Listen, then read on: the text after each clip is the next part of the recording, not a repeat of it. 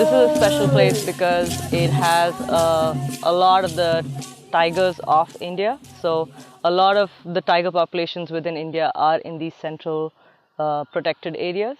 It's also special because it has a fairly high density of the tribal communities in India. It's particularly special for me because these things are all sort of melding together as rural India is trying to move towards urbanization. And that's happening here right now.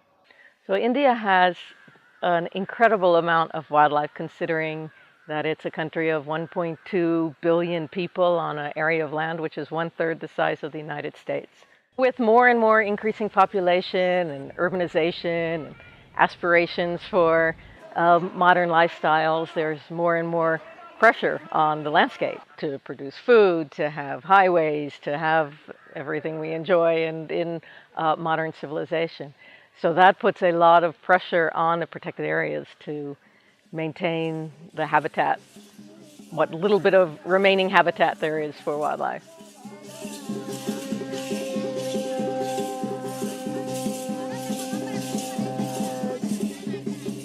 So my study in this region is focused towards two things. I really want to know what happens to people once they have moved out at their new location.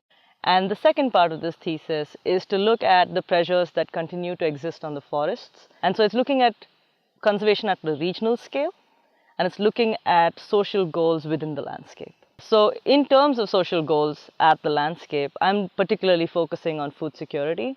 Are there places within the landscape where they're going outside of the park which are particularly conducive to food security or particularly bad for food security? So trying to get a handle of what ways people could go about the resettlement and making the choices that they need to make, which will have the highest probability of being beneficial to them.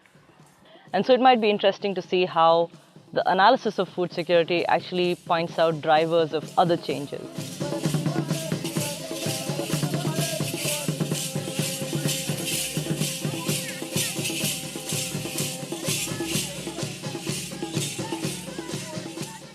We do not want to engage in the ideological question about what's right and what's wrong. People are being resettled, that is a fact, and we want to help provide evidence and data that will help that resettlement happen in the way that is most helpful to wildlife and is most helpful to people.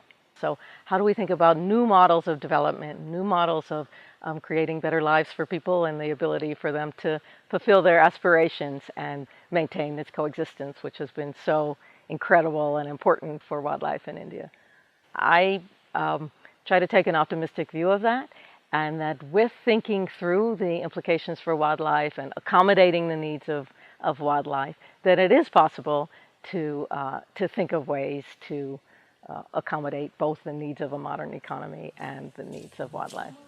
I think we definitely have an opportunity to reconcile human development and population growth alongside the natural resources and conservation goals. I think the ideology of it has to be one above the other doesn't really work in landscapes like this. And so I really hope for more studies to look at things put together. It may be slower than focusing on one single aspect, but the more we gather at this stage it's likely to translate to actual policy that allows for this to happen. I'm optimistic, but I think that would require a lot of hard work from all research to look at this idea.